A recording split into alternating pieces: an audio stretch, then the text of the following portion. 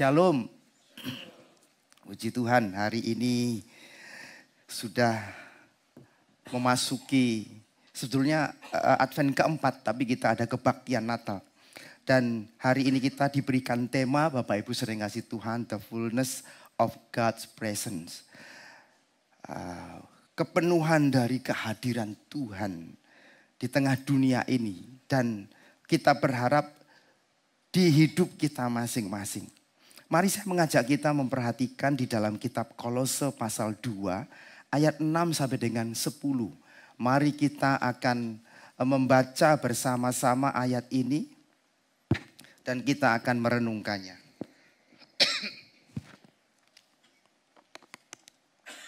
Kolose pasal 2 ayat 6 sampai dengan 10. Mari kita akan membaca bersama-sama ayat ini. 1, 2, 3.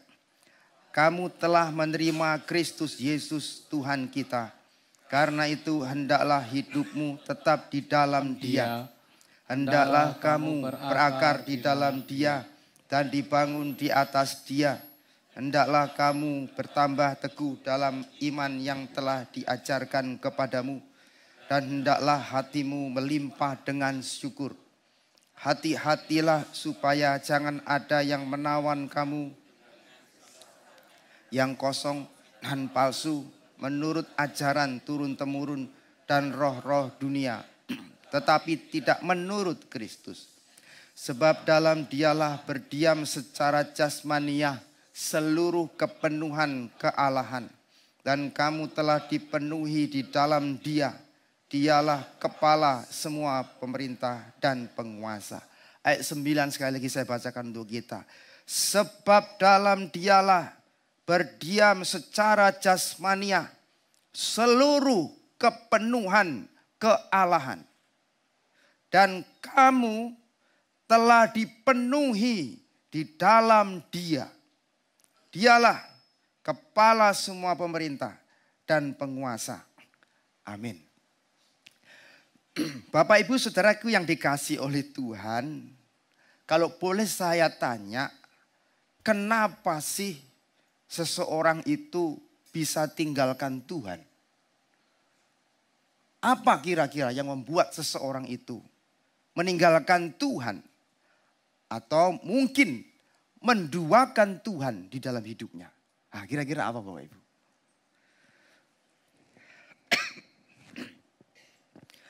Mengapa dia bisa tinggalkan Tuhan? Dan mungkin juga menduakan Tuhan? Ada yang bisa bantu jawab Bapak Ibu? Kenapa kira-kira? Dari sekian banyak alasan, ada yang bisa bantu jawab? Kecewa. Ya, kecewa sama Tuhan. Karena Tuhan itu kurang ini dan kurang itu. Bisa jadi Bapak Ibu Saudara yang dikasih oleh Tuhan. Kecewa dengan Tuhan. Karena rencana dan keinginannya tidak diwujudkan. Itu bisa jadi. Tuhan kurang memperhatikan dia, itu bisa jadi. Bapak Ibu Saudaraku yang dikasihi oleh Tuhan, rasanya Tuhan itu tidak cukup untuk dia, untuk mewujudkan keinginannya. Bapak Ibu Saudaraku yang dikasihi oleh Tuhan, jemaat di Efesus ini juga mengalami satu tantangan. Mengenai pertanyaan, cukupkah Kristus itu bagi saya? Di dalam Kolose pasal 2 yang kita baca dalam perikop ini, Paulus memperingatkan jemaat di Kolose agar mereka tidak tertipu oleh ajaran-ajaran palsu dan filsafat manusia yang tidak berdasarkan Kristus. Di dalam bagian ini, kita melihat ayat kunci dalam ayat yang ke-8, Paulus memberitahukan itu. Hati-hatilah supaya jangan ada yang menawan kamu dengan filsafatnya yang kosong dan palsu menurut ajaran turun-temurun manusia.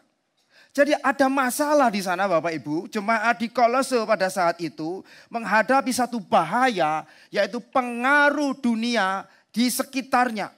Pengaruhnya sangat kuat yang membuat mereka akhirnya meragukan kecukupan dari Kristus itu atas kehidupan mereka. Kristus itu terasa tidak cukup lagi untuk kehidupan mereka.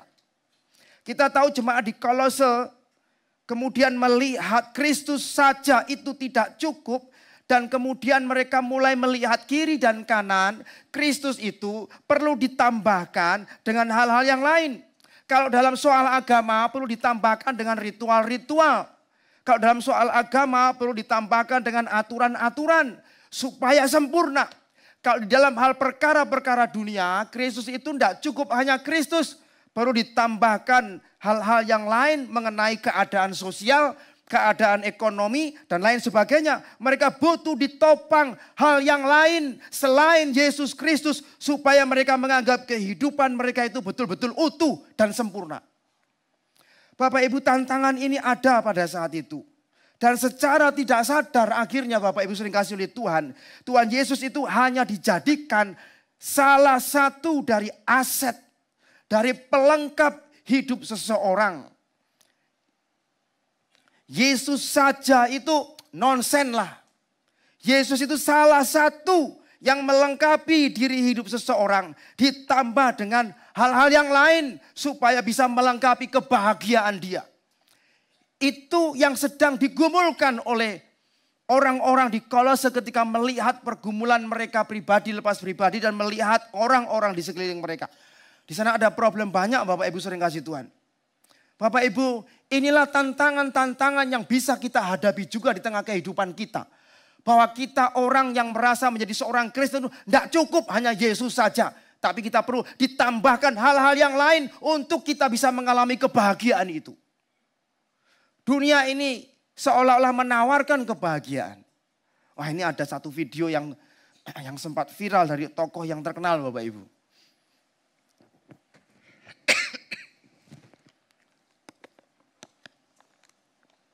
Bisa dibantu? Nah.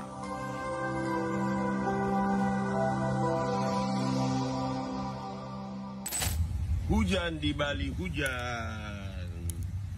Hujan. Video cukup agak lama sih. Banyak orang dari seluruh dunia datang ke Bali untuk mencari kebahagiaan. Tapi aku sendiri belum menemukan apa sih kebahagiaan itu dan di mana untuk mendapatkannya. Lagi kepikir untuk pindah ke Bangkok, masuk di suatu pusat keagamaan atau menjadi biksu. Apakah itu salah satu alternatif lagi saya pikirkan. Mencari dan mencari, tetap aja makannya nasi padang, nasi rawon. Ya, bahkan ikan teri paling saya suka. Kebahagiaan itu di mana sih? Aduh, susah banget sih mencari kamu. Ya. Mungkin saya di Bali ini harus mulai masuk di pusat keagamaan. Saya mau belajar atau tinggal di sana berbulan-bulan. Ya, mungkin cukup sampai di situ aja ya. Kita kenal ya orang ini ya. Ya nggak pernah ketemu sih mungkin. Tapi kita tahu ini sangat fenomenal Bapak Ibu.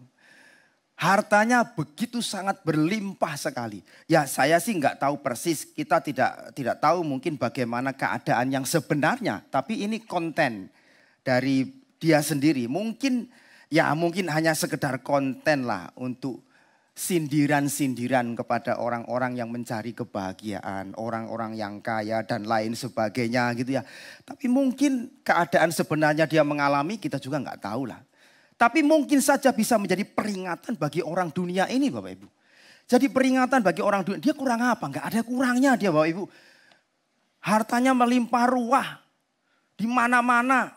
Rukonya itu ada 200 sekian ruko. Dan kemudian juga setiap hari bersama-sama dengan wanita-wanita yang cantik.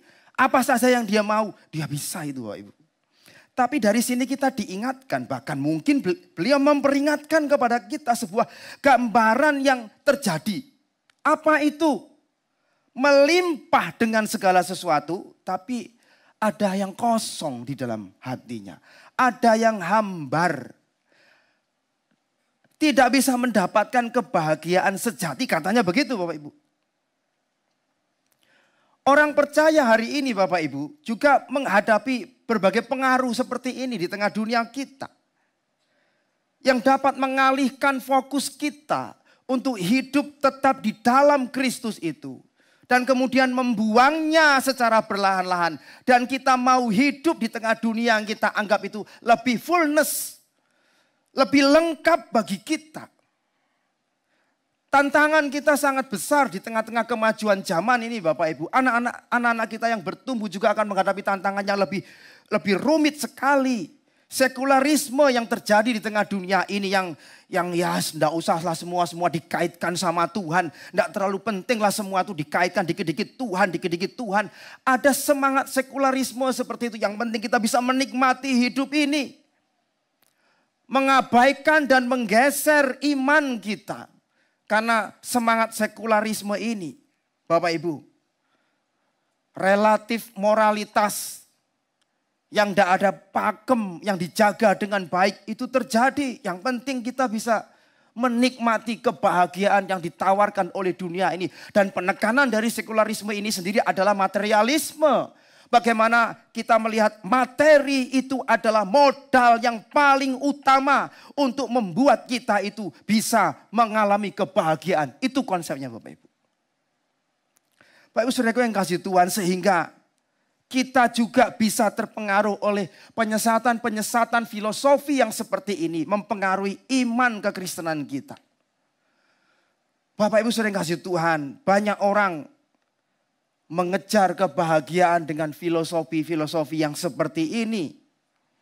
Kepercayaan bahwa kesuksesan dunia itu adalah everything. Apa yang kita dapatkan di dunia ini adalah segala-galanya. Ya ungkapan-ungkapan yang sudah kita kenal lah ya. Uang adalah raja misalkan begitu ya. Anda itu adalah apa yang Anda kenakan. Wah, itu Bapak Ibu. Orang itu dinilai dari apa yang dia kenakan. Anda itu adalah apa yang Anda punyai.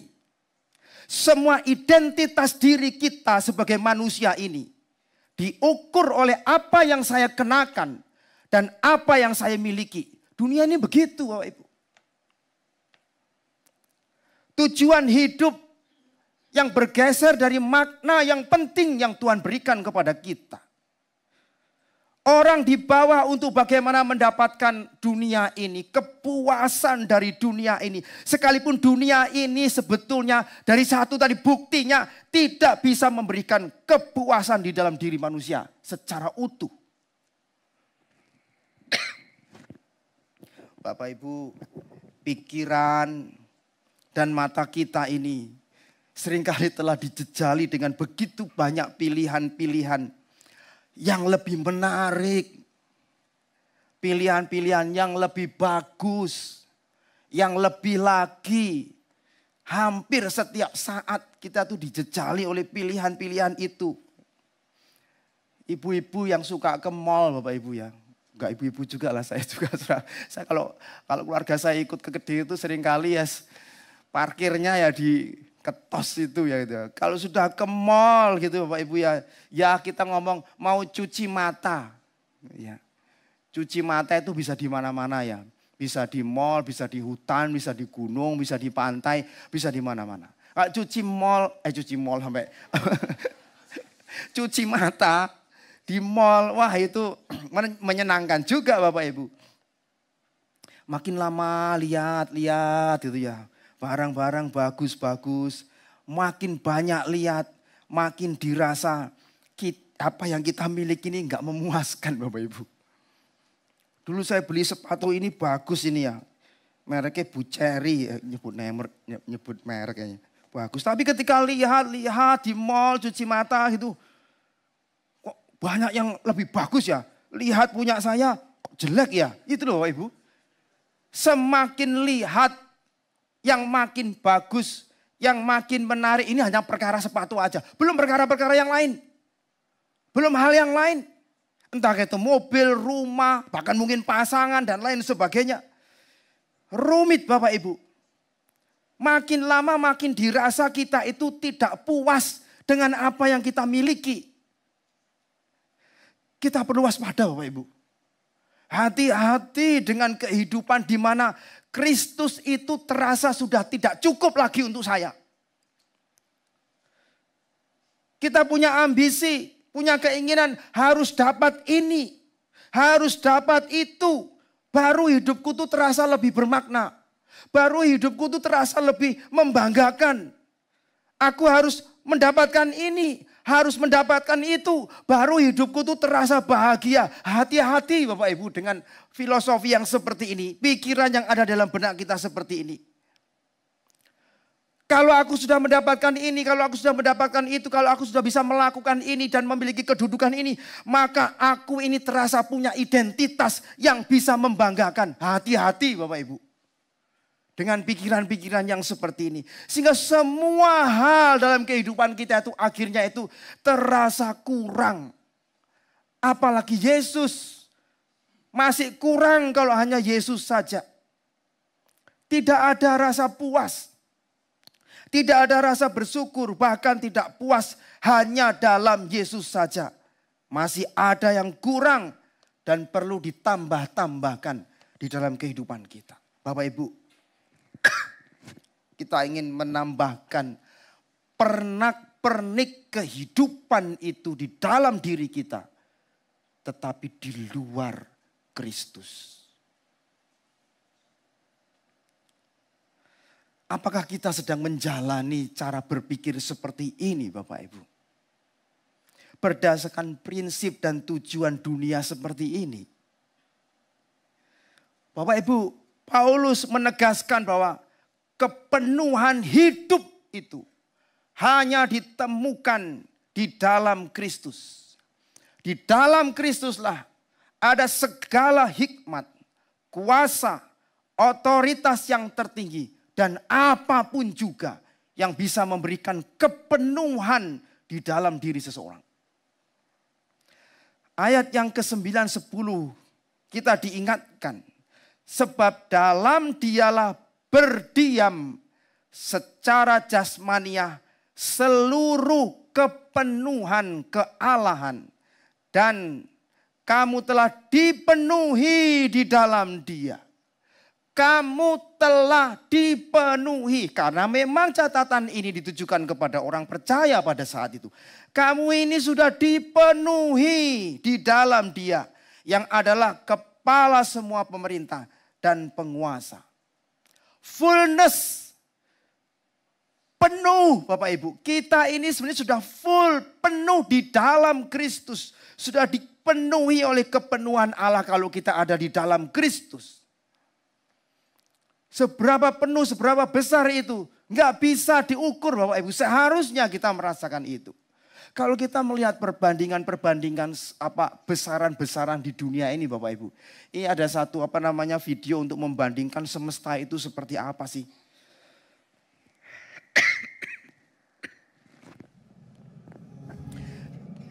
Kita melihat bahwa kita ini ada di sini seolah-olah ini kita tuh yang menjadi sentral. Seolah-olah kita ini yang paling menjadi perhatian mungkin ya. Atau bahkan mungkin seolah kita yang besar di sini. Di bumi ini. Tapi kita melihat bulan, matahari, Pluto, Merkurius. Kemudian ada beberapa planet-planet yang lain, Mars. Dan ini ada Venus dan ini bumi. Nah besarannya itu sama Venus hampir-hampir. Tapi ada yang lebih besar lagi Bapak Ibu. Itu bumi cuma segitu tuh. Makin besar lagi. Masih ada yang besar lagi. Ada yang lebih besar lagi. Ini lebih besar lagi. Dan terus tidak terbatas. Masih ada yang lebih besar lagi. Yang lebih besar lagi. Yang lebih besar lagi. Dan kita ini tertinggal bagaikan debu di sana yang sudah tidak kelihatan apa-apa. Kalau dilihat dari sudut pandang planet ataupun bintang yang paling besar. Di tengah-tengah galaksi itu, kita itu sama sekali tidak terlihat apa-apa. Bagaikan debu di kota Kediri ini. Apalagi kita manusia pribadi ini. Sebetulnya begitu sangat kecil sekali. Tidak berarti apa-apa Bapak Ibu. Kalau kita melihat perbandingan ini. Bagaimana kita melihat kita sangat kecil sekali. Dan alam semesta ini begitu sangat besar. Dan bahkan hampir-hampir kita tidak bisa menyelami batasannya. Mungkin cukup sampai di situ videonya. Tetapi Bapak Ibu, tahukah bahwa alam semesta yang besarnya hampir-hampir tidak bisa diukur oleh manusia itu diciptakan oleh Allah yang maha besar. Dan Allah yang maha besar itu tentu lebih besar dari semesta alam. Dan Allah yang maha besar itu berdiam di dalam jasmania seorang bayi kecil yang lahir pada saat Natal itu. Dan bayi itu adalah bayi dengan kepenuhan Allah di dalamnya. Berarti kepenuhan Allah jauh lebih besar dari seluruh alam semesta itu. Dan kita Bapak Ibu yang ada di dalam Kristus, kita mengalami kepenuhan itu. Seharusnya nggak ada apa-apanya dunia ini bagi kita. Seharusnya tidak ada perlunya bagi kita untuk keluar dari Kristus. Karena di dalam Kristus itulah kita memiliki kepenuhan Allah sendiri. Bapak Ibu saudara yang kasih Tuhan, ini penting bagi kita. Lihat semesta begitu besarnya. Tetapi kalau kita bicara tentang Allah sebagai pencipta, Allah lebih besar dari semesta. Dan Allah yang lebih besar dari semesta itu sekali lagi, dia mau datang menjadi bayi yang kecil pada saat itu. Dan disebutkan oleh catatan ayat kita bahwa di dalam Yesus berdiam secara jasmania seluruh kepenuhan Allah. Tidak ada yang lebih besar dibandingkan Allah. Namun ayat ini menyatakan kepenuhan Allah itu ada di dalam Kristus. Di dalam Kristus yang adalah bayi Natal. Kita lihat Kristus itu adalah kepenuhan Allah. Melimpah kepenuhan Allah itu. Kita lihat pribadi Yesus, orang yang dipenuhi oleh kepenuhan Allah itu sendiri Bapak Ibu. Hidupnya itu tidak terganggu dengan apapun. Gak pernah terganggu dengan apapun. Hidupnya itu tidak gampang terprovokasi dengan apapun. Enggak, karena dia sendiri sudah mengalami kepenuhan itu. Orang yang mengalami kepenuhan Allah itu, dia tidak mudah terganggu dengan apapun. Dan dia tidak mudah terprovokasi dengan apapun juga. Dia juga tidak mudah pengenan apapun juga. Dan bahkan dia sendiri sudah bisa melihat bahwa dirinya itu memang adalah orang yang sangat berharga. Bapak Ibu sering kasih Tuhan, kita lihat kalau Tuhan Yesus pada saat dia dicobai di padang gurun Bapak Ibu. Waktu dia sudah puasa itu berapa? 30 hari 30 malam itu. Sama iblis disuruh apa Bapak Ibu? Pencobaan pertama apa? Suruh buat apa? Anggur apa? Batu jadi roti. Kalau engkau anak Allah, buatlah, jadikanlah batu ini jadi roti. Saya tanya Tuhan Yesus bisa enggak? Bisa. Ini mau digugat identitas, mau digugat kepribadian Yesus, mau diprovokasikan sama iblis. Kalau engkau anak Allah, ini loh roti, batu jadi roti. Tuhan Yesus bisa kok itu. Tapi dia tidak mudah terprovokasi. Tuhan Yesus mau jadikan batu jadi roti bisa. Batu mau dijadikan apa juga bisa. Kalau kita mungkin yang diprovokasi seperti itu Bapak Ibu, mangkel kita. Kamu pikir kamu gak tahu ya saya ini siapa ya? Saya bisa kok. Saya akan buktikan, saya akan buktikan, saya akan buktikan. Itu loh kita yang krisis identitas Bapak Ibu. Kamu gak tahu siapa saya. Itu bisa jadi Bapak terprovokasi. Gampang sekali ketika orang itu tidak ada kepenuhan di dalam dirinya. Itu dia mengalami satu krisis di dalam dirinya. Terprovokasi itu terlalu gampang bagi dia. Tapi kita lihat Tuhan Yesus. Gak perlu. Bahkan kalau Yesus mau iblis jadikan bergedel juga bisa. Tapi dia gak lakukan. Dia cukup memahami, mengerti. Pada saat pembaptisan dulu itu ketika bapaknya mengatakan inilah anakku yang kukasihi, kepadanya lah aku berkenan. Dia tahu kasih dari bapaknya itu. Dia itu dipenuhi oleh kepenuhan Allah. Yang tidak mudah terganggu dengan situasi-situasi seperti itu. Seluruh kepenuhan Allah ada di dalam Kristus. Sehingga hidupnya begitu sukses Bapak Ibu. Hidup yang paling sukses itu adalah hidup yang dijalani oleh Tuhan Yesus itu sendiri. Hidup yang berkelimpahan itu adalah hidup yang dijalani oleh Tuhan Yesus itu sendiri. Paling sukses. Sukses bukan karena ia memperoleh lebih banyak, tidak. Sukses bukan karena dia mendapat lebih banyak, tidak. Tetapi justru karena dia kepenuhan Allah itu sendiri. Dia kemudian memberikan dirinya. Termasuk nyawanya. Itu orang yang sukses Bapak Ibu. Sukses itu bukan mendapat lebih banyak.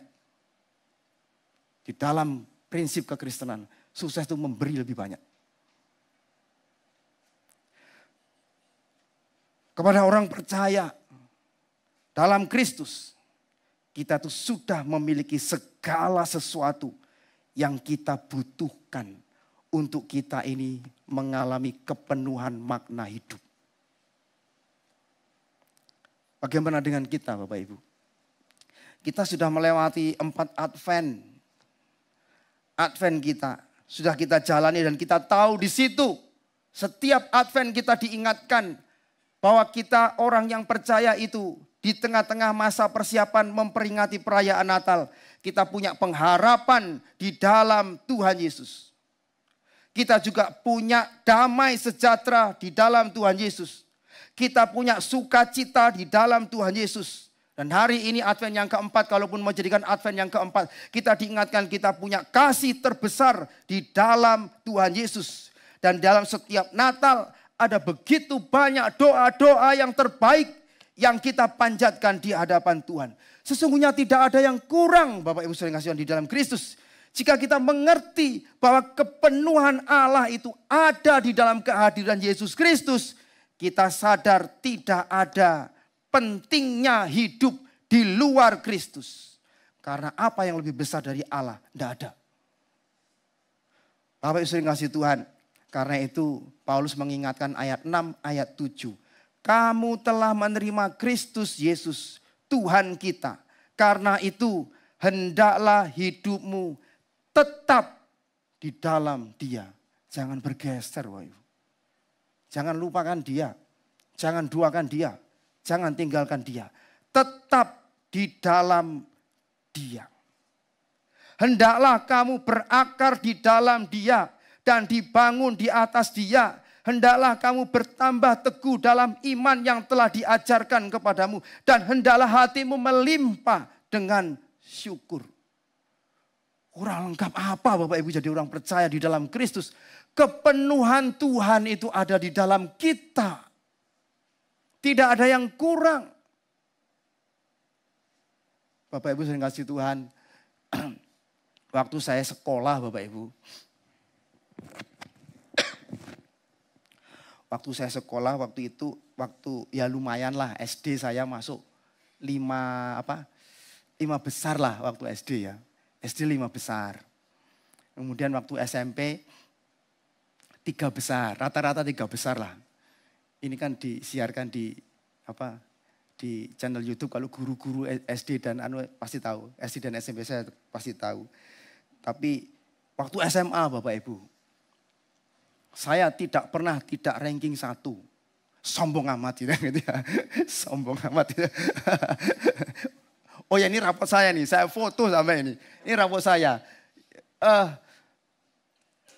Zaman sekarang, ini rapot saya dilihat anak saya, Papa ini loh ada 7-nya itu. 8. Angka lah. Saya kalau kalau aku dapat 8 kok dimarahi. Yo lain dulu sama sekarang lain gitu ya. Tapi selama SMP, SMA saya tidak pernah jelek-jelek begini ya. Tidak pernah tidak ranking 1. Saya ranking 1 terus. Cuma yang terakhir aja saya. Waktu semester paling terakhir kelas 3 itu saya nilainya agak turun. Saya jadi ranking 2 Bapak Ibu. Ya lumayan lah gitu ya. Supaya untuk nakut-nakuti anak saya. Papa mulu dulu ranking 1 terus gitu ya. Jadi sombong-sombongan untuk anak saya gitu ya. Ada banyak cita-cita. Bapak Ibu dari tingkat kelas 1 sampai kelas 3 tuh ranking 1 terus. Dan guru-guru pasti juga punya harapan. Punya cita-cita supaya saya bisa melanjutkan sekolah semakin tinggi. Mendapatkan cita-citanya yang terbaik. Dan saya juga punya cita-cita banyak. Bapak Ibu sering kasih Tuhan. Ada banyak cita-cita dan harapan saya. Pengen sukses. Karena saya orang pintar. Wah gitu Bapak Ibu. Sombong kan ini. Singkat cerita jadi pendeta hari ini. Sekalipun ada yang menyayangkan Bapak, man yo kok jadi pendeta gitu. Yaitu adalah ungkapan kalkulasi orang-orang yang tidak mengenal panggilan Kristus Bapak Ibu. Wis kudune sekolah lagi ngene wong apa uteke yo encer gitu ya. Jadi pendeta gitu. Ya memangnya sing jadi pendeta itu kudu sing goblok-goblok kan gitu ya. Ya kan enggak juga Bapak Ibu. Tapi ada harapan itu kan. Ada ambisi besar seharusnya. Kamu loh ranking siji terus. Masa jadi pendeta? Bapak Ibu sampai hari ini saya jadi pendeta. Sekalipun hanya banyak pergumulan. Tapi puji Tuhan saya sudah menjalani pelayanan sebagai hamba Tuhan selama 20 tahun. Saya belajar untuk tidak menyesali ini dan Tuhan tolong saya. Sampai hari ini. Walaupun dulu waktu saya punya cita-cita untuk masuk teknik nuklir enggak kesampaian misalkan begitu. Tapi saya belajar untuk bersyukur dan menjalani pelayanan ini Bapak Ibu walaupun tidak gampang. Tidak peduli kita ini dapat berapa banyak. Setinggi apa kedudukan kita. Apa penghargaan kita. Apa prestasi kita. Tidak peduli. Semua yang kita punya. Itu adalah hanya alat. Hanya sarana. Yang kita gunakan untuk apa Bapak Ibu? Tuhan tidak peduli kita dapat berapa banyak. Kita dapat berapa tinggi. Dan berapa penghargaan. Yang utama di dalam kekristenan itu adalah apakah hidup kita ini dapat dipakai atau tidak oleh Tuhan.